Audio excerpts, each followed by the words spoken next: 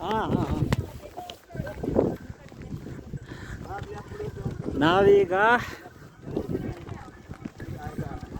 ನಾವೀಗ ಪೋಷಪತ್ರಿ ಎಂಬ ಸ್ಥಳದಿಂದ ಚಂದನವಾಡಿಯ ಈ ಕಡೆಗೆ ಹೋಗುತ್ತಿದ್ದೇವೆ.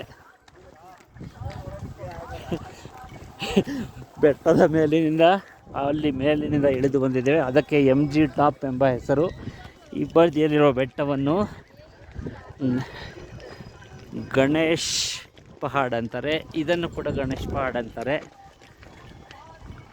ಅಲ್ಲಿ ಕೆಳಗಡೆ ಒಂದು ಕ್ಯಾಂಪ್ ಜಾಗ ಇದೆ. ಪಹಲ್ಗಾಮ್ ಕಡೆಯಿಂದ ಬರುತ್ತಿರುವ ಪ್ರವಾಸಿಗಳು ಅಮರನಾಥದೆಡೆಗೆ ಪ್ರಯಾಣಿಸುತ್ತಿದ್ದಾರೆ. ಇಲ್ಲೆಲ್ಲ ನಮ್ಮ ಸುತ್ತಮುತ್ತ ಬಹಳಷ್ಟು ಮಂಜಿನ ಕುಂಡಗಳು ಅಥವಾ ಹೊಂಡಗಳು ಎನ್ನಬಹುದು. ಮಂಜಿನಿಂದ ಆವರಿಸಿದ ಹೊಂಡಗಳಿವೆ.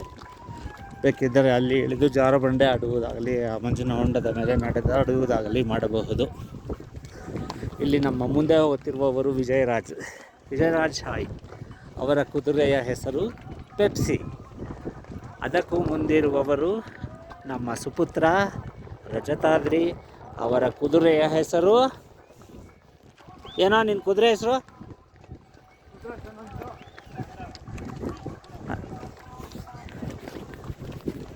ಇದು ನಮ್ಮ ಕುದುರೆ ರಾಜ, ಇದರ ಹೆಸರು. ಇದು ನಾನೇ. ನಮ್ಮ ಹಿಂಬದಿಯಲ್ಲಿ ಬರುತ್ತಿರುವವರು ಶ್ರೀಮತಿ ರೂಪಶ್ರೀ ಅವರು.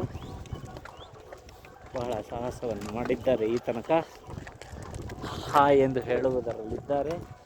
ಅವರ ಕುದುರೆಯ ಹೆಸರು ಬಹಾದೂರ್.